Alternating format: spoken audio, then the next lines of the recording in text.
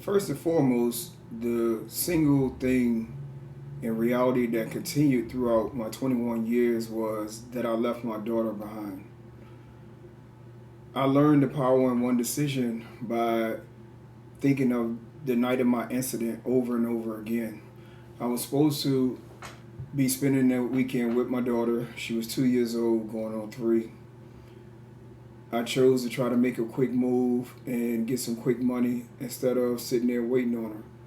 So from the first day in the bull tank to the day I walked out of prison, she was constantly my motivation.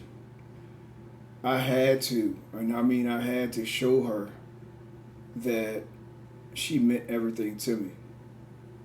I didn't see my daughter for the 21 years that I was in prison. I didn't even talk to my daughter on the phone for the first 15 years of my incarceration. So what I did was, I said, all right, how can I get the most money without selling drugs anymore, without doing anything I'm not supposed to do? So I got a job in the kitchen.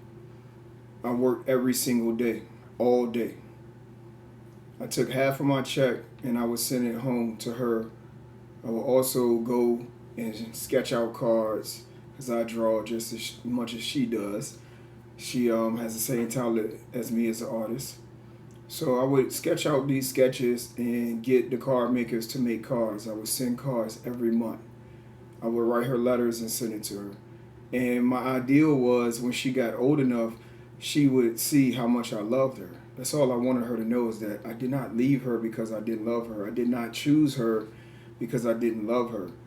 So long story short, when she turned 18, 2015, she set up her own email account to be able to contact me, and we started communicating. By then she was 18 years old. So I would call her every Sunday. Every Sunday I would call her. No matter if we didn't have anything to talk about or we didn't know how to communicate with each other, I would call her. That led to the day I had got pardoned. The first person that I told my sister to call while we was riding in the car was Lanaya, my daughter. We called her. She talked to me. She didn't believe I was out. She was like, don't do that to me. You're not out. You're not home. So we FaceTimed her.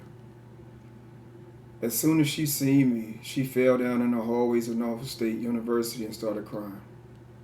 She said, they told me that you would never come home, Daddy. And I told her I told you I would. My worries and my motivation came from leaving a child behind. We have 2.3 million children of incarcerated parents, and 10% of that 2.3 million become incarcerated themselves. I worried about that.